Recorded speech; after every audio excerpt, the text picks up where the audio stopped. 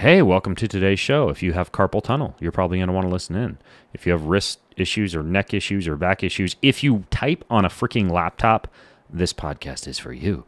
It helped me out tremendously. It's with a doctor who co-wrote a book called The Healthy Writer with another gal whose podcast I listen to, Joanna Penn. She puts out an amazing writers podcast. Many of you may not know, I wrote a 500-page work of fiction over the past 2 years, and I really followed Joanna quite a bit to give me advice as I was writing that book called The Forest. You can check that out over at bengreenfieldfitness.com/theforest. Go immerse yourself in a magical fantasy world that I created with two young protagonists inspired by my twin boys. But before we jump in, speaking of a magical fantasy world, have you been to the Onnit website? Onnit. You go over there. It's bengreenfieldfitness.com/Onnit. May I recommend to you, as your sommelier of Onnit, the emulsified MCT oil that is cinnamon swirl flavored. Cinnamon swirl flavored. It is... It's an MCT oil, but emulsified scientifically, because I'm a real MCT scientist. It means it doesn't have to be blended. You just pour it in and you stir and go. There's no cleanup. There's no blenders. There's nothing. Emulsification means they combine air and water to allow the fats to disperse evenly. So there's no more MCT oil slicks on the top of your coffee or whatever else you blend this stuff into. And the cinnamon flavor... holy moly, it's amazing. Onnit has functional foods, nut butters, they've got fitness, they've got apparel, they've got everything. When I say they've got fitness, what I mean by that is they have fitness gear, kettlebells and battle ropes and suspension rings. Half my home gym is Onnit stuff. That's how cool these folks are. I love them. So cinnamon swirl, though, is one of their flavors of their emulsified MCT oil. If anything, if you have a last wish in life, get the emulsified cinnamon, well, maybe go donate money to the poor, and then get emulsified cinnamon swirl MCT oil. By the way, it goes quite nicely in the Kion coffee, which this podcast is also brought to you by, the wonderful Kion coffee, rich in antioxidants. We tested it against every other coffee in America, just about all of them. We tested it against Starbucks and Folgers and Harvest Farms and, gosh, what else? Blue Bottle, Pete's, Trader Joe's, all of them. We tested in some cases at 10 times the amount of antioxidants. More than 60% of those coffees we tested came back with mold and other contaminants in them. Ours did not. It was 100% mold and mycotoxin free. We tested it in 3 different laboratories around the world. We tested it in Rio. We tested it in Lisbon. There's one other place that we test it, and I forget where that lab is. It's Chicago. That's right, Chicago. So we test 49 of the world's top coffee brands, and we test ours, and ours blows everything out of the water. And may I say, I might be a little bit jaded, but it tastes freaking just out of sight. It has mind-blowing aroma and mind-blowing flavor. We've got like free coffee brewing guides. We have coffee. We have a monthly subscription that saves you a boatload of money on Kion Coffee. All of that is over at the Kion website, Kion. You just go to getkion.com/coffee. That's getkion.com/coffee. So check it out, getkion.com/coffee. And now let's go talk about writing, which pairs quite well with coffee. In this episode of the Ben Greenfield Fitness Show, laptops are just evil, really. They just batter you. Your everything is in the wrong position. Your wrists are all cocked in the wrong direction. There's a little bit of a stigma around it, I think, as well. People sometimes feel that it isn't being taken seriously by the medical profession. And sometimes the problem with these conditions, which are very nebulous, and there's not just one thing, they're kind of present in all sorts of different ways, is that they're just lumped together. I mean, I'll tell you, just like 2 1-hour calls, I did, I had 16,000 steps yesterday. He's an expert in human performance and nutrition. Voted America's top personal trainer and one of the globe's most influential people in health and fitness. His show provides you with everything you need to optimize physical and mental performance. He is Ben Greenfield. Power, speed, mobility, balance. Whatever it is for you, that's the natural movement. Get out there. When you look at all the studies done, studies that have shown the greatest efficacy. All the information you need in one place, right here, right now, on the Ben Greenfield Fitness Podcast.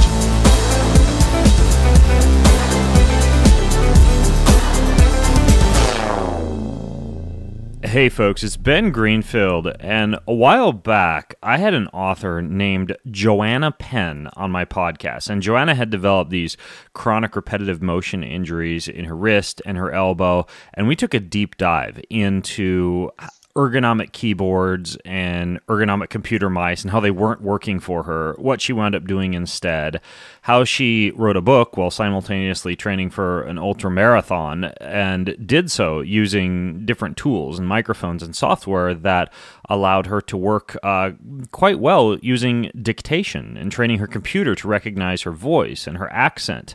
And we even delved into like how to enhance productivity with ambient noise and focus apps and a whole bunch of really practical takeaways, especially if you spend your time on a computer. And I'm going to go ahead and put that previous podcast and all the show notes for it. If you just go to bengreenfieldfitness.com/healthywriter. Because Joanna has just finished penning a brand new book that she wrote along with a British medical doctor named Dr. Ewan Lawson. And Dr. Lawson, her co-author for this book, helped her delve into addressing things like her back pain and her migraines and her repetitive strain injuries. And they sent me this book, and I read it, and it's just chock full of practical, actionable information for anybody who writes, who types, who, like me, might be hunched over a laptop, who isn't these days, it seems, unless you're a frickin' farmer, I guess. So Dr. Lawson and I are going to dive into some of the new topics from this brand new book. Joanna may join us later on. She was having a few Skype call-in issues, but we may bring her in as well. But in the meantime, Dr. Lawson, thanks so much for coming on the show, man. Hi, Ben. Yeah, hi. Good to be here. Call me Ewan. You make me feel about 100 calling me Dr. Lawson. Well, the reason I was calling you Dr. Lawson was your name is spelled E-U-A-N, and I wasn't quite sure how to pronounce Ewan. I didn't want to stick my foot in my mouth during the whole podcast, so I was going to just sound all respectful, but... Yeah, no. You absolutely, you said it at the start, and you nailed it. It's Ewan, yeah. Okay, got it. Not Eon or Ewan. It's Ewan. Yeah, you can just pretend it's a W there, and that's exactly the same. Yeah, Ewan. Nailed it. I'd do great in England if I lived over there. Hey, so before we go all doom and gloom and talk about a lot of the issues that can arise with writing, writing can be good for your health, and I'd never actually kind of thought that much about the benefits from a health standpoint of writing, but you guys delve into them in the book. Why would writing actually be good for you? I think we were keen to make sure that there was a risk that it did come across as very doom and gloom if we just plunged into all the horrors of sitting in front of a screen and not moving all day. I guess one of the major things I think that is great for you is, if it's your passion and your thing in life, writing, then actually following your passion is very hard to dispute as being the best possible thing you can be doing. But there's some medical evidence around writing as well, and particularly things like gratitude journals, which have got really astonishingly good evidence for minimal amounts of gratitude and writing it down in a journal and reflecting, really helping your psychological health, and then going on to help things like your sleep. And if you help your sleep, well, that's then a superpower in terms of your overall health. If you get your sleep right, you live longer, you're less likely to get cancer. And I think you can trace all that back to writing.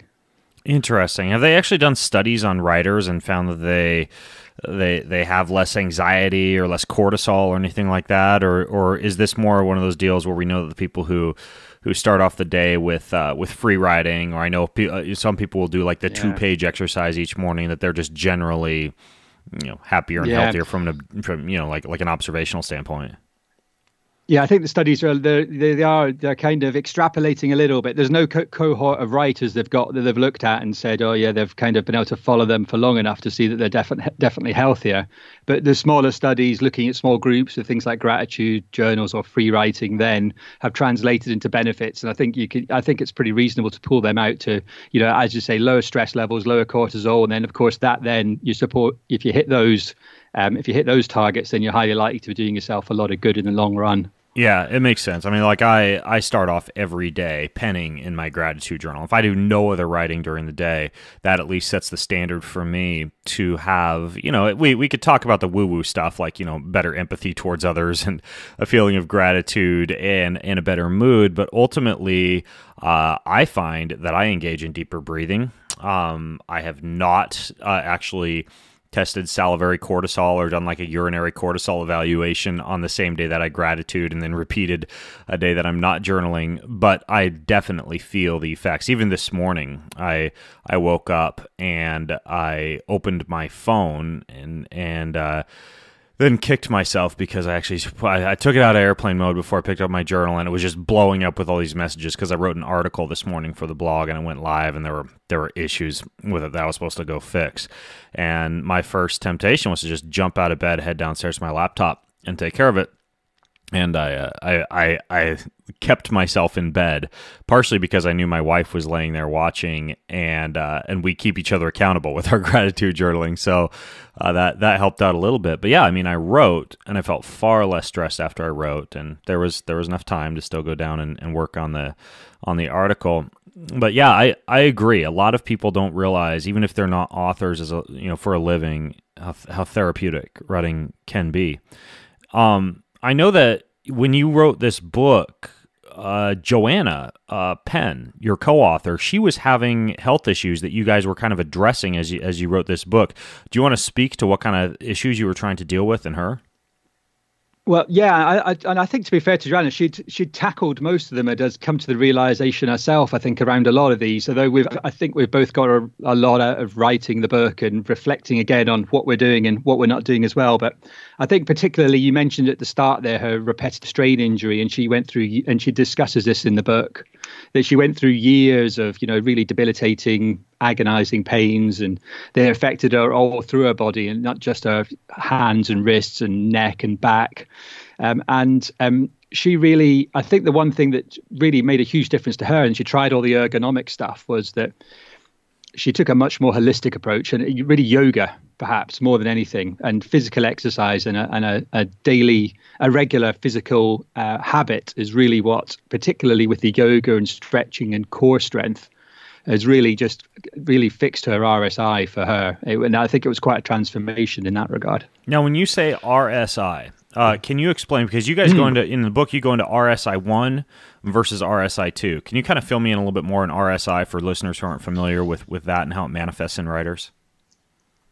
Yeah, so repetitive strain injury and type 1 and type 2, which are not the most imaginatively named that you've ever come across. Type 1s tend to be very specific conditions. You've probably heard of some of these. So things like carpal tunnel syndrome, where you get pains and numbness around your wrist and in your fingers of your hand. And tenosynovitis, which are in particular tendons going into the wrist and in the hand, which are just an inflammation of those tendon sheaths. So type 1, they tend to be very specific ones. They tend to have, more often than not, they tend to be very specific treatments. And carpal tunnel syndrome, it might be using the wrist splints, or you can inject the area, or you can inject the tendon if it's a tenosynovitis, the tendon sheath, I should say, if it's a tenosynovitis. Or there's even surgical options sometimes that can, for things like carpal tunnel syndrome, that can fix it. What would you inject with if you were going to inject something for a repetitive strain injury? Are you talking about like prolotherapy or like a cortisol? Yeah, corticosteroids, yeah. Okay. Generally, there's not always great evidence around all of those, but there's definitely, they're still regarded as fairly decent, fairly reasonable practice to try those before you, certainly something like carpal tunnel syndrome, before you launch into surgery. Yeah, have you ever heard of like BPC 157, or it's a peptide? There's another one called TB 500 that they'll inject into racehorses, for example, for tendonitis. Okay. I haven't come across that. I've talked to a ton of people who have found that to be incredibly efficacious, and I've even used it myself in elbow issues. I've assisted some pretty well-known authors who have developed issues and hooked them up with these peptides, and they just self-inject like subcutaneously around the area that's painful. And they always have to, I'll have them go, adjust their workstation ergonomically, like get the elbows at 90 degrees while typing and ensure that the computer is the correct distance from the face, et cetera. But to just get rid of like a chronic inflammatory issue, those injectables seem to work pretty well in terms of just something you can get like pennies on the, technically it's not sold for human consumption or human use, but you can order it and you can inject yourself if you really wanted to. But you've got type 1 RSI and you said that would be like carpal tunnel syndrome. There's inflammation, there's irritation of the tendons. And then type 2, it sounds like that's a little bit more nebulous or varied. Yeah, that's right. That's right. And type 2 just encompasses just about everything else where you've got pain. And I mean, it's gone under lots of different names in the past. And there's a little bit of a stigma around it, I think, as well. People sometimes feel that it isn't being taken seriously by the medical profession. And it's been known as cumulative trauma or overuse injury. And it's sometimes a problem with these conditions, which are very nebulous, and there's not just one thing. They're kind of present in all sorts of different ways. Is that they're just lumped together, and people have aching, they might have cramp, numbness, tingling, all sorts of symptoms, and it could be in their hands, wrists, elbows, as you mentioned there, shoulders, even up to the neck, and headaches can be related to it. And I think the problem with those is they are a source of frustration for the patient because there isn't a single, and the person who's got it, because there isn't a single answer to fixing them. There isn't one thing you can point to and go, well, we could try injecting around this area here, or we can, there's this surgery here we could offer. So they tend to be very much harder to get a grip of and to fix. And I think probably it was a type 2 RSI that Joanna really had problems with when she was having difficulties. And so she's a good example of the right kind of approach probably to fix that, which is very much more a holistic approach where probably addressing your entire physical activity around the activity, around your daily work is a really critical thing. Right. So with RSI2, that's just like general tightness, soreness, neck pain, headaches, stress, tension. It's not necessarily like a clinically diagnosable issue as much as just like a cluster of issues that arise in people who are just basically hunched over a laptop. Yeah, that's exactly it. And there's probably as many varieties of it as there are people in the world. It'll be completely individual to you, what the symptoms you get and the symptoms you suffer. But no mistake about it, that it can be incredibly, unpleasant, incredibly debilitating, and you're really a source of really unpleasant chronic pain. Yeah. The other thing is, and this is something I've noticed increasingly, is that breathing, when you're kind of in that forward posture, hunched over position, belly breathing, diaphragmatic breathing tends to be something that suffers. And a lot of people don't realize how related that is to things like peristalsis, right? Like movement of food stuff through the digestive tract.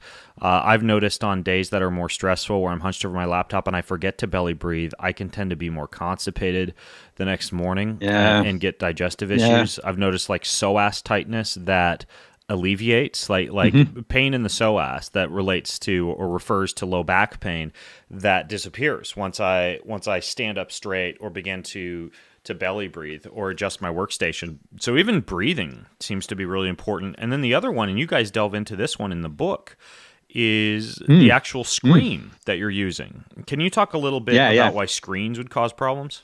Yeah. I think screens, there's all sorts of different ways they can cause problems as well, isn't there? I mean, you can just go down the postural side of things where the position of them, you talk about being hunched over a laptop or hunched over your computer. If you get that screen position wrong, then you're already setting off in a really bad direction. I think the other thing is your eyes and headaches particularly. And we noticed that Joanna ran a huge survey and got an enormous response from her community of writers.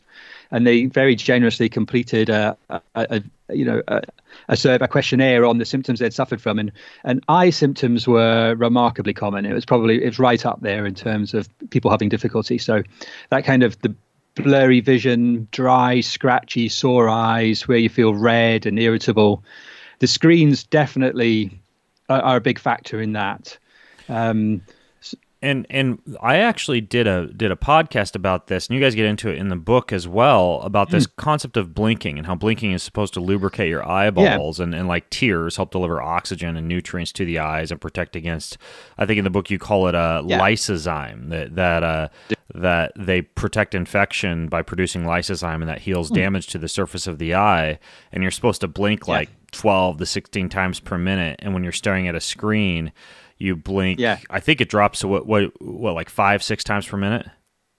Yeah, it can be really dramatic, the difference, 2 or 3 times slower, and as I think I wrote in the book, your eyeballs are just shriveling up while you're staring at that screen, and it's no wonder you get a few symptoms when you spend all day, even just a few hours, a couple of hours staring at a screen. I think actually it's related, any activity, it can happen with reading as well. Actually, it's not completely just related to screens.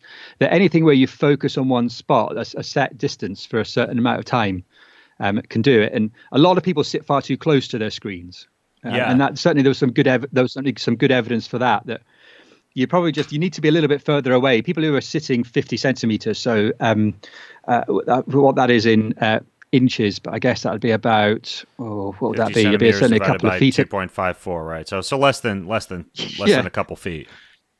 Yeah, a couple of feet. You need to be a couple of feet away from that screen, and there's no excuse for that these days. You can easily zoom things in, you increase font size, but yeah, the tendency is you hunch over that screen, you get closer and closer, and sometimes you feel like your nose is just a couple of inches away from your laptop.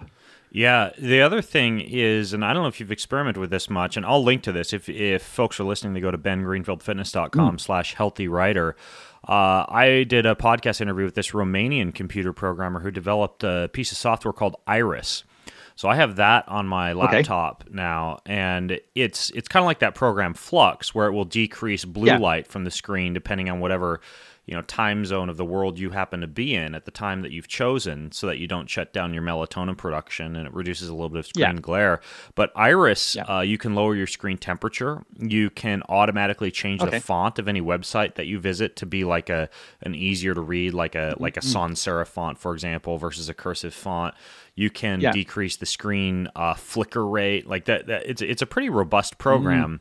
And then I also, like, while you and I are talking right now, I'm just looking out the window. Like, I'm not actually looking at my screen. I've got this big picture window in my office, so I just basically, as much as I can, I don't even look at the screen. I just look out the window, and I guess imagine you sitting there in your pristine white lab coat, Ewan. So that's I always wear it. I wear it everywhere. Yeah, I'm everywhere. Obviously, I wouldn't. Exactly. Lab coat. But I wouldn't be without it. Yeah, that's that 2020. Yeah. That's that 20-20-20 rule, isn't it? That you if you look away from your screen every 20 minutes, focus on something 20 feet away for 20 seconds. If you do nothing else, that's a really good way. Is that actually a thing, 20-20-20? Yeah, we don't mention it in the book, actually, and I've come across it since, but it's a good way of sort of just remembering it. And of course, the 20-20 thing with related to visions fits nicely. That it's just giving yourself a bit of a chance and changing the distance that you're focusing on. Yeah. Okay. Got it.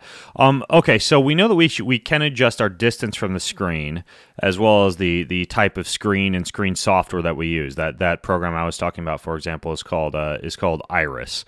We know that, like, Joanna and I kicked this horse to that the last time we talked, so I'm not going to delve too deeply into this on my show with you, because folks are going to listen to it. But dictation is huge. That's been a life changer for me, as far as allowing me to walk on my treadmill, to switch positions frequently. I use this Jabra 931 headset, Dragon dictation software, and like Joanna and I talked about in that previous podcast, you still have to go in sometimes and edit if you're doing a serious article via dictation, but for emails, it rocks. I mean, I can stuff a salad in my face or be doing like isometric squats. I have like right now, in addition to staring at my window while I'm talking to you, I'm standing on a wobble board, right? And so I can like stand on a wobble board, dictate emails, etc.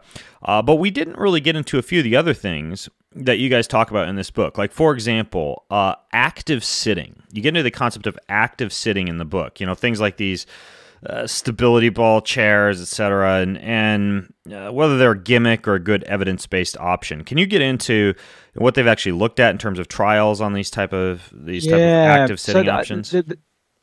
So the best evidence seems to be, it's a few years old now, actually. There was a good systematic review done. I think it was it was 2012, I think. It might have been 2015, but I think it was 2012, and which looked very much at all studies they could find related to active sitting. So it's, as you say, it's these kind of sitting on Swiss balls, or it's kind of stools where you've got to do all these like constant spinal micro adjustments, micro movements.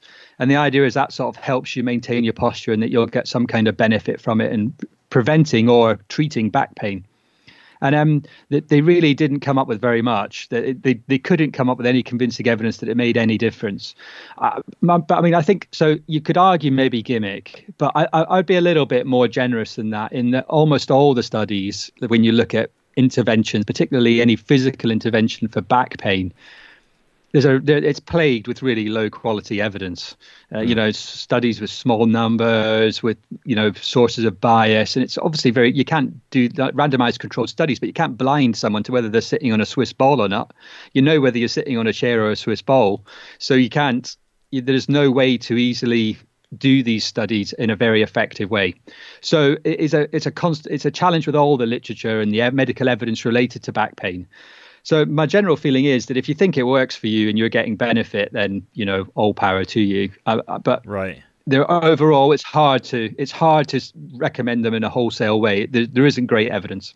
Okay. Now, what about these chairs that you sit in? And I even interviewed a guy from Finland about this, that like split the pelvis and cause you to sit up straighter. Like there's one called, the one I have in my office is called a Sally saddle chair. And there's another one that's very similar, but it's a stool. It's called the focal upright Mogo stool, which you can even like fold up and put in a suitcase and create a standing workstation on the go. What do you think about these kind of like alternatives to sitting that naturally adapt to the shape of the pelvis? Well, I think it's, again, everyone's very different, and I'm not aware of any evidence to point towards those to say from sort of a generality to say that it'd be good for all folk.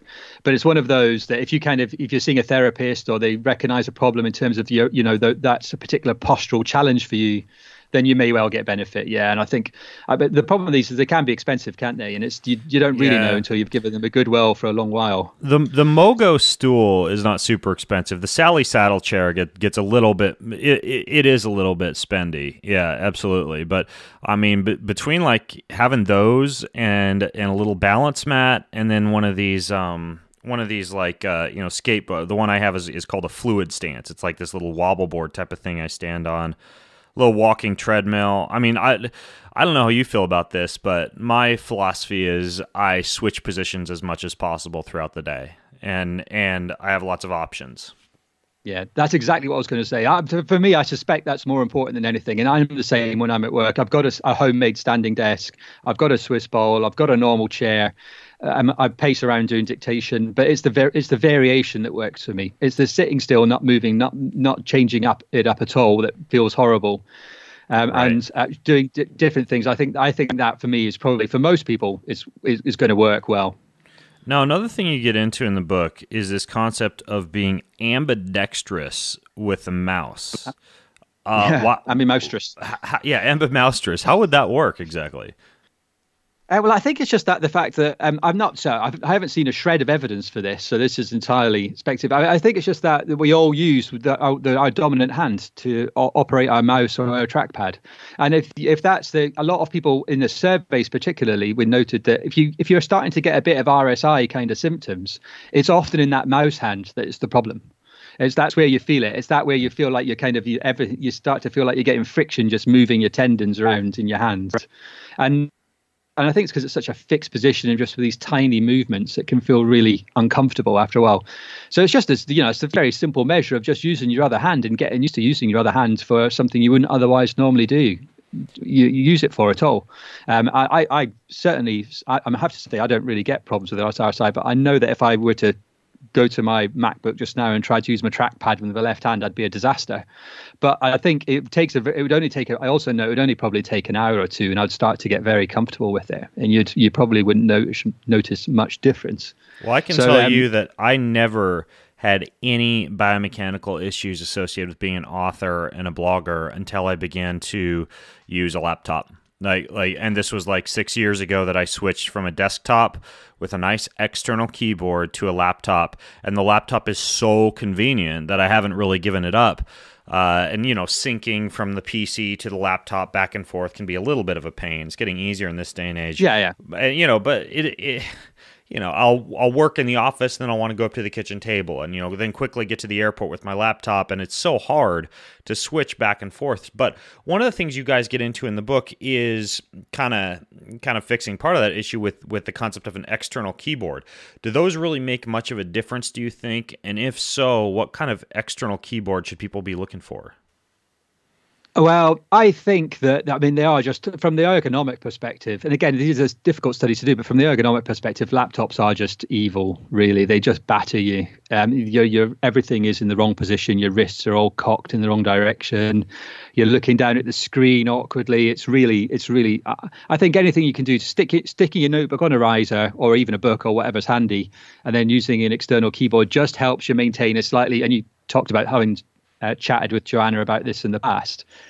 It gives you a chance just to stick to some of the good principles of ergonomics. And to be honest, after that, I'm not sure it matters too much what the keyboard itself is. You can buy the cheapest USB one out there that probably will do the job if it gets you in the right position. I mean, I personally have got a couple of Bluetooth keyboards. I like to use an Apple one, and I've got a very nice one on order from Kickstarter I'm still waiting for, with a retro appeal to appear. But that's just an aesthetic thing. I don't think it will make any difference from an ergonomic perspective. What makes a difference is getting it in the right position so that I can actually have you have your arms parallel to the floor and have your wrists at a relaxed angle, a neutral sort of position, and all those things. I think that's how they really help.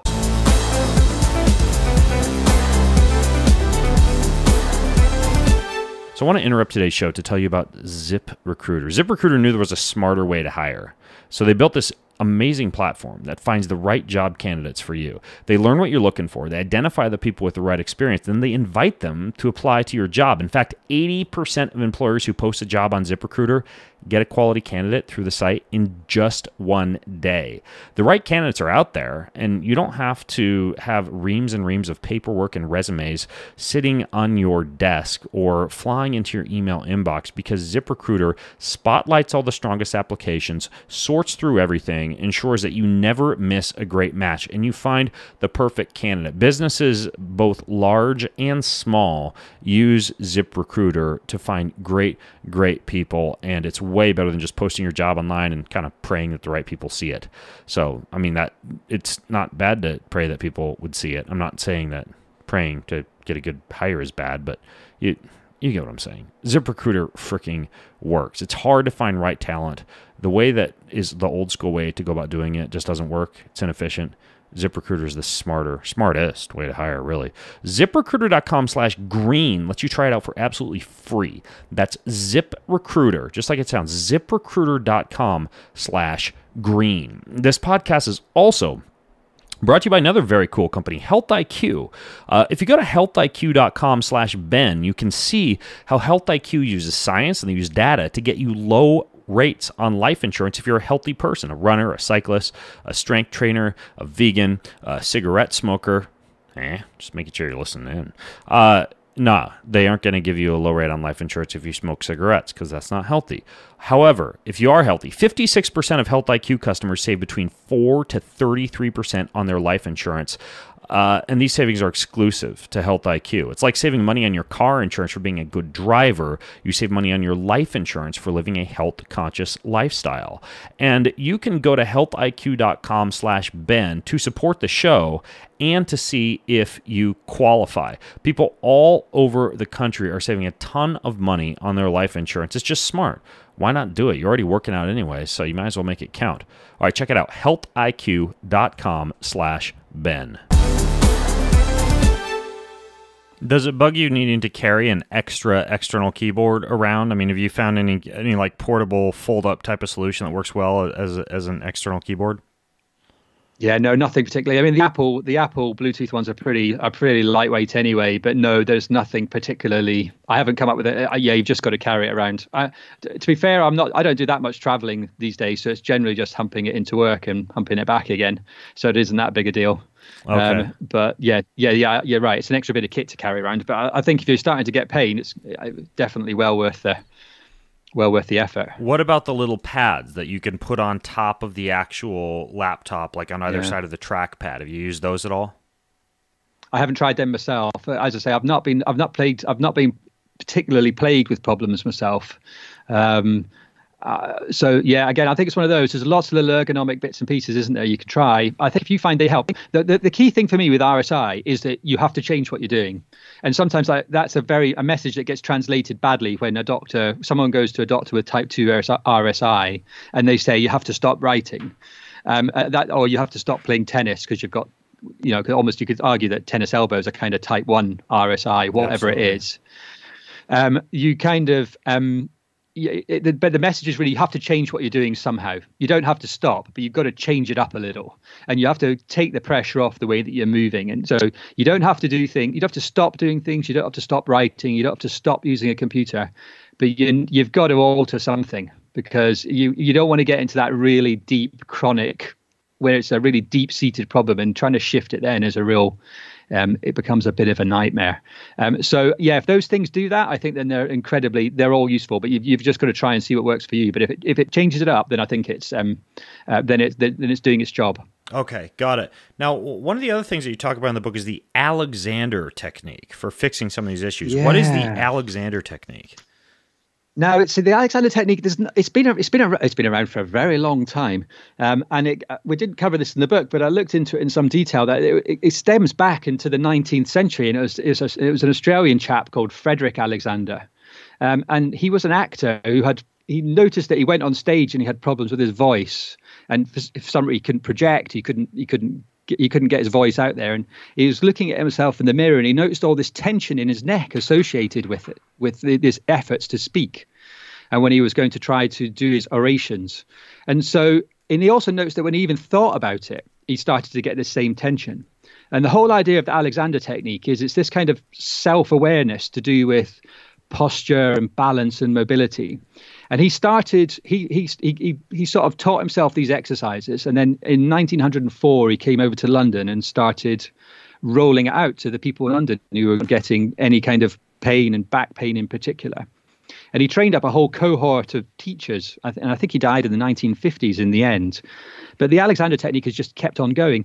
And I've heard it described as not even being a therapy, really. It's almost like a self-awareness. I think one way to describe it, it's almost like a practical physical application of mindfulness. So it's a really interesting technique. And I think it has been shown to be really quite effective. There was a good study in the BMJ, the British Medical Journal, back in 2008, which showed it was effective for back pain. I mean, the studies since then haven't been wholeheartedly haven't been able to wholeheartedly endorse it. But I think, again, that stems back to some of the problems I was saying about, this in studies into physical treatments for back pain. I don't understand. How exactly does it work? You're just being more aware of a certain muscle? Like there's no actual therapy or systematization in terms of its application? No, I mean, it's an area which is, you're right. I'm not sure I know either. And it's very much a one-to-one thing where you get taught how to move and how to I think breathing is a big part of it. So it may be a lot of that sort of, getting that diaphragmatic and abdominal breathing right is a huge part of it. But they teach you to recognize when you're holding yourself in tension and when you're holding yourself in what in effect are kind of damaging postures and positions. And to build that awareness and that recognition of what you're doing, so that as soon as you feel them coming on, or you react, even if you react to a stressful life situation, or you're stuck in traffic or having an argument with somebody, that you recognize you're doing this and you can control your body. And you see quotes from people saying, it's that recognition that you can do what you want with your body. You are in control of it, and actually building that self-awareness. Interestingly, I've seen very little of it around, but the medical practice I work in had an Alexander technique practitioner. That was about 5 or 10 years ago, and we don't have it anymore. And it was phenomenally popular with the patients. Pretty good evidence for the back pain side of things. But you're right. It doesn't have it's much more this just self-awareness aspect to it. I say I'm not an Alexander technique practitioner, and it may well be something worth exploring with one. But really interesting option for people with back pain or who just want to explore that whole posture, balance, mobility thing a bit further. I want to learn a little bit more about it. I was able to find a podcast on it that I didn't actually download yet, but what I'll do is I'll link to it in the show notes. It's from like 2010, but it's an audio introduction to the Alexander technique and how it actually works. So if you guys are listening in and you go to bengreenfieldfitness.com/healthywriter, you can learn more about the Alexander technique. To me, it sounds like a little, like at first glance, or when you tell me about it, it sounds kind of gimmicky. It's just like better body awareness. Then it's kind of like, I like Wim Hof, but Wim Hof breathing is just, it's just fire breathing, right? So yeah, it sounds like this Alexander technique is almost just like being aware of your body, but Interesting. I'll have to look into it a little bit more. It sounds fascinating. Now, you also, well, technically, it's Joanna that talks about this in the book, and I know she's unable to join us today due to some tech issues. But you guys do delve into diet, and she tells a pretty compelling story about this whole idea of eliminating FODMAPs, these fermentable carbohydrates from, I believe it was her husband's life, and the profound changes that they saw when they removed FODMAPs from his diet. Was that something you were involved with, or have you looked into this much, this low FODMAP diet for riders? It's not something I was involved with directly with Joanna and Jonathan, I think it was. But I'm certainly aware of it as a kind of, jobbing doctor. And we see people, obviously it's used for irritable bowel syndrome. So irritable bowel syndrome can present in a whole host of ways and with a whole host of symptoms. But, the severe end of the spectrum can be really debilitating and really unpleasant. And clearly Joanna's husband had some really horrendous symptoms and wrote, it's a really nice section of the book actually explaining just what, the difficulties they were having and just how much impact it was having on their lives. And then the remarkable story of the FODMAP diet that really did change their lives together in terms of the improvement. And I know that there's the FODMAP diet's only recently, just the last few years, it's come into kind of the mainstream. And I think it's been shown to be, some of the studies have shown it's effective for about 70% of people with bowel syndrome. There's some good evidence around it. In no shape or form is this on the fringes. I think it's very much in the mainstream. I think the major challenge is just the difficulty with executing it. Well, there's a lot of foods. It is one of those diets where there's a laundry list of foods you got to stay away from apples to wheat and beyond. But she goes into how her husband would just lay on the couch exhausted at the end of the day from all the bloating and the gas and just having to fight it. And, I read through some of those sections. If there's one area, like I mentioned, how I found that deep belly breathing helps me a ton with my gut function. And I didn't realize how tied deep diaphragmatic and deep belly breathing was to the comfort of my gut function. But actually, after reading about Joanna's experience and her husband Jonathan's experience with the FODMAP diet, two of the biggest culprits, if you're just going to go with the 80-20 approach and the lowest hanging fruit, pun intended, in something like the FODMAP diet, it is onions and garlic. And I actually, that was what pushed me over the edge to actually be really careful with onions and garlic and almost completely eliminate onions and garlic unless I'm using like a garlic oil or garlic powder or an onion flavoring versus the actual onion or garlic itself. Huge difference in gas and bloating just by, I used to go to Whole Foods and I'd load up my Whole Foods salad with some of that. They have a really nice these garlic cloves that I put sea salt on, and a lot of their salads that are pre-made, like the kale salads and the spinach salads, they all have onions added to them. So I started to avoid those. Night and day difference in bloating, gas, constipation, amazing difference. So yeah, it's interesting how even these dietary adjustments can make a huge difference, especially for riders who already are susceptible to more gas and bloating. Yeah. Well, I think that's right. And the section on Jonathan's, when he excluded onion and garlic, it was a near miraculous result for them. And as you say, we've taken the old Pareto principle, 80-20, that actually they would be there there's a couple of quick wins there potentially for a lot of people. Yeah. Yeah. Now, the other thing that you go into that I guess is kind of diet related is this concept of psychotropics. Things like psilocybin and LSD and where those fit into a rider's life. I didn't really realize that it was such a prevalent habit among riders to use a lot of these psychotropics. But it sounds like it really is, and I don't know what the status of all that is over in the UK, but fill me in on what you guys discovered about cognitive enhancement and nootropics, what riders are doing, and what your take on that is. Yeah, nootropics. There's certainly been a lot of interest in the nootropics.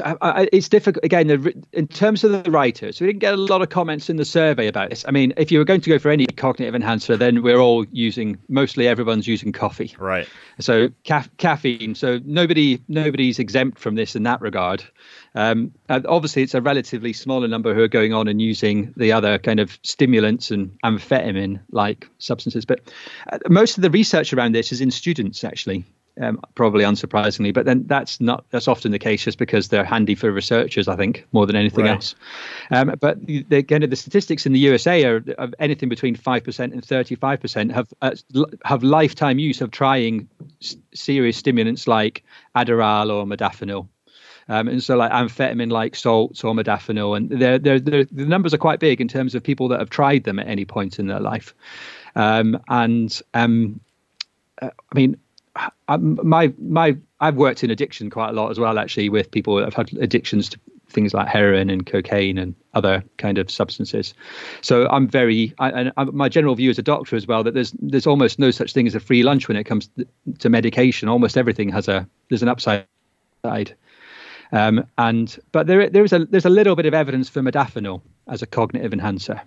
Yeah, I've certainly seen a lot of evidence for modafinil. The only issue with modafinil I've found is it's so efficacious it can keep you up for long periods of time. It can make you a little bit too hyperactive. Like it's difficult to like sleep after a day of using something like modafinil, in my opinion.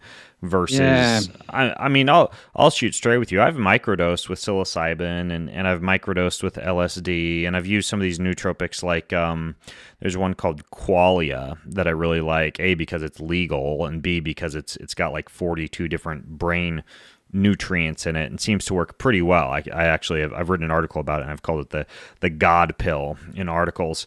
But yeah, I think that dependency is an issue. Like that's the one thing is I never like to, as a writer, wake up and feel like the only way I'm going to put together a quality article or a quality chapter of a book is whether or not I have access to my nootropic, when in fact things like breath work and meditation and fresh air and large amounts of natural light exposure, etc., can help out quite a bit. But yeah, it is very interesting the number of authors now who are actually relying upon nootropics. I mean, that fantastic fiction book that if someone listening in might be reading right now may have been entirely written under the influence, right? But I guess that's the way that a lot of artists actually create great art.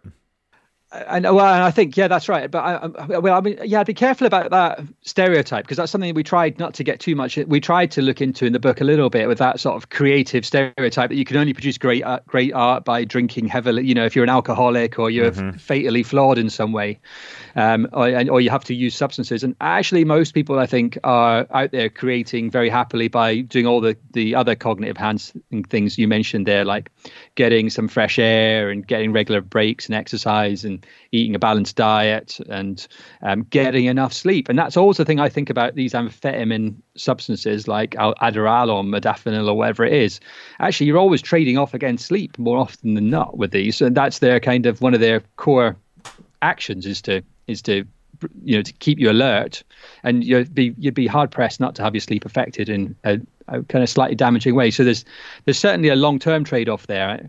And I can understand why people and why students use them in very, in limited times when they're under particular stress. But as a long-term option for maintaining your creative life, I would have some anxieties about that. Yeah. It's one of those things where I think it's all in moderation. Something I might use like 1 or 2 times a week, for example. Now, there are a few little things that I had highlighted in the book that I want to check in with you on and get some practical takeaways for people. Screen height. People are confused about the actual screen height and what it should be at when you're looking at your screen to maintain normal biomechanics, and whether it varies depending on whether you're typing versus whether you're reading. Because I interviewed one guy who will adjust his desk up and down whether he's typing or whether he's reading. I'm curious what your take is on that, and like if there's any rules about how high the actual screen should be that you're looking at relative to your head to maintain proper cervical neck posture, for example. Yeah, okay. I mean, the thing about everyone's necks is they're all a little bit different, though, aren't they, in terms of where your neutral position is?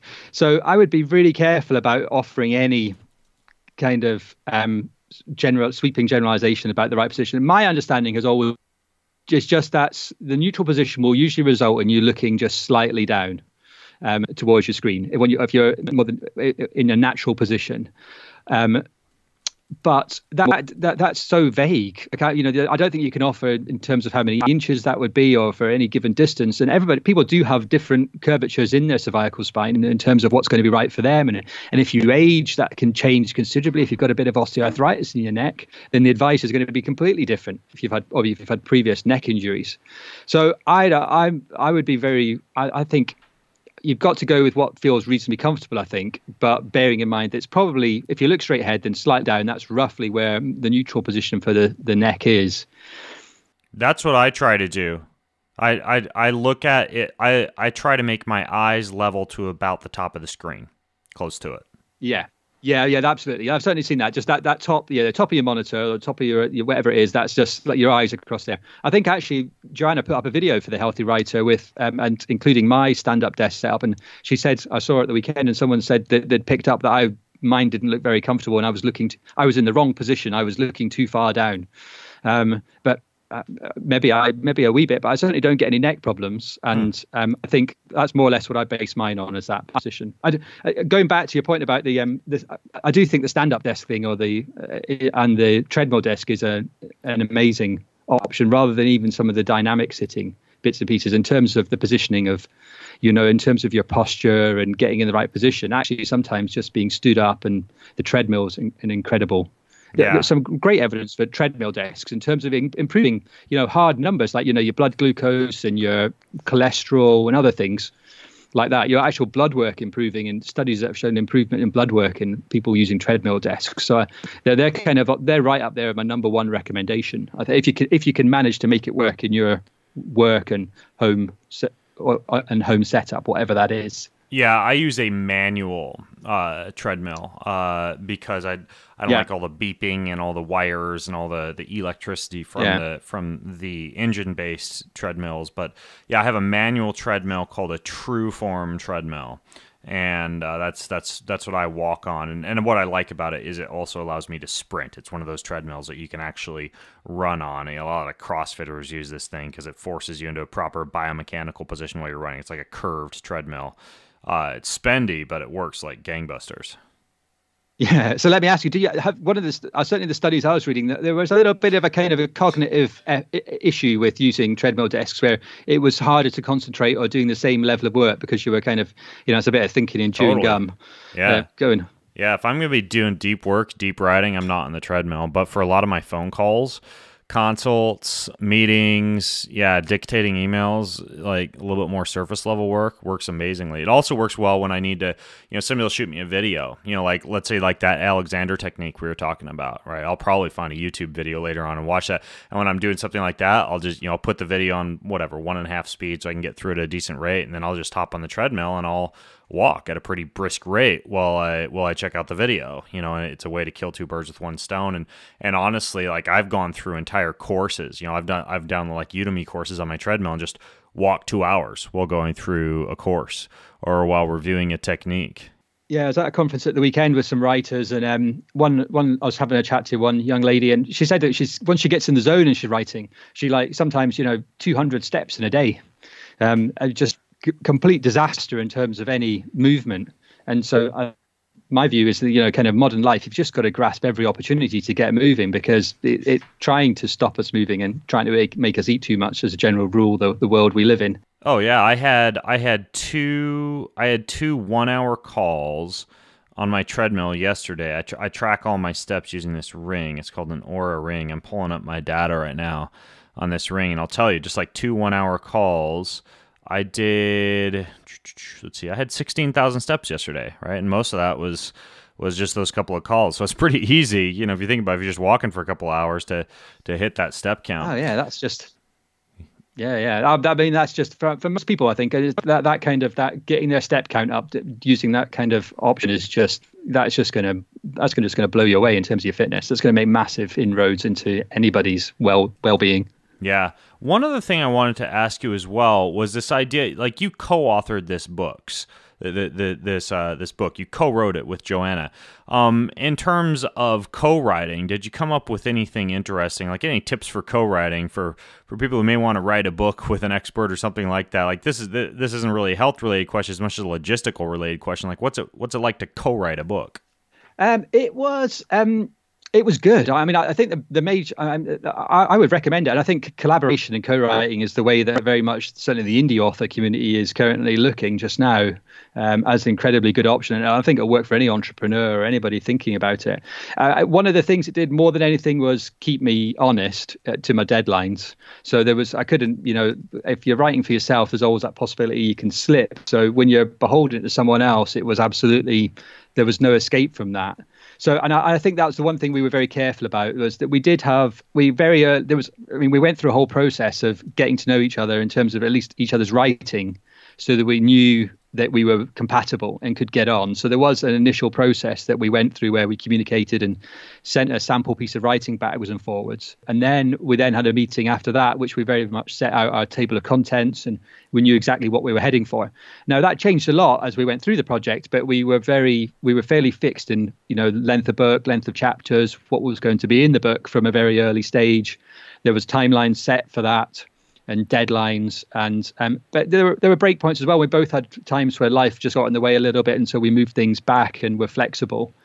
But having all those things in place was really effective in terms of getting us there. Yeah. Do you use like Google Docs or Scrivener? What kind of like co-writing software or platform did you use? Yeah. So we used Scrivener, but we used Google Docs for meetings and just the kind of the agreements about timelines and other notes. So that was just shared in Google Docs. And then we used Scrivener, and we both write in Scrivener ourselves anyway. But we very much had periods where we handed over the baton to each other, and then had a couple of weeks where I would have it, and then a couple of weeks where Joanna would have it, and then we zipped it up and emailed it to each other. So we didn't attempt to share it via Dropbox and have us both, or whatever cloud service you're using, and have us both going in. No, I know that Scrivener is quite good in that it will warn you if someone else is in there, and so you can avoid the disaster of corrupted files. But we didn't go there. We just completely separated our individual, and we both have plenty of other things going on. And so that was part of the organization process, was, blocking in when I would have it and when Joanna would have it, and then emailing the Scrivener file backwards and forwards. I absolutely love Scrivener for writing and for keeping track of manuscripts, chapters, research, etc. But the one thing that I don't like is it's not very good for co-authoring or for co-writing. I really haven't found anything other than Google Docs that works well for that. If people are listening in and they've got good co-writing, co-authoring solutions, I'm all ears, because a lot of times when I'm writing a book, there are people jumping in on the project. Like I'll have a scientific editor who I'm bringing in to look up some research for me, or I've got somebody doing like a beta edit or a developmental edit, and it's constantly a process of like me exporting from Scrivener into some kind of a document, sharing it with them editing, me importing it back into Scrivener. So yeah, I'm sure there's a better solution out there, but I do really like Scrivener for just the writing process itself. There's some kind of a cognitive switch that happens writing in that versus, say, Google Docs or Microsoft Word. Yeah, we love Scrivener. I British software company, so we're super fans of them. Okay. But it is the one thing that it would be the killer. It would be the killer app to end all apps if you could collaborate with it. A Scrivener collaboration version would just be. I would just absolutely, this, because there's nothing else out there that can come close at the moment. Not that I know either. So I'll be listening in if anyone comes up with anything. Absolutely, leave a comment if you have any ideas for collaboration software that's similar to Scrivener. I'll if you do, let me know. I'll go talk to Tim Ferriss and a few other folks who I also know use Scrivener, and we'll dump some money into the project, make it happen. So, well, Dr. Lawson, this is really fascinating. This book is called The Healthy Writer: Reduce Your Pain, Improve Your Health, and Build a Writing Career for the Long Term. Like I mentioned, Joanna talked with me last time quite a bit about dictation, so go listen to that other podcast episode if you want to know like how to train your computer and how to dictate efficiently and effectively, and then also grab this book, because it not only goes into the dictation but a lot more. And I'll also put articles and resources in the show notes over at bengreenfieldfitness.com/healthywriter for everything else that Ewan and I talked about, including articles I've done on these peptide injections, the iris for creating a healthy screen, my podcast with a guy from Finland who designs these saddle chairs, the wobble board I use, the Scrivener program. I'll put a link to some more information on this Alexander technique as well. So everything you need will be over at bengreenfieldfitness.com/healthywriter. And in the meantime, Ewan, thanks for coming on the show and sharing all this stuff with us, man. It's fascinating, and hopefully will help a few people develop healthier riding habits. I hope so. It's been my pleasure. All right, folks. Well, I'm Ben Greenfield, along with Dr. Ewan Lawson, who co-wrote this book along with author Joanna Penn, The Healthy Rider, signing out from bengreenfieldfitness.com. Have an amazing week. You've been listening to the Ben Greenfield Fitness Podcast. Go to bengreenfieldfitness.com for even more cutting-edge fitness and performance advice.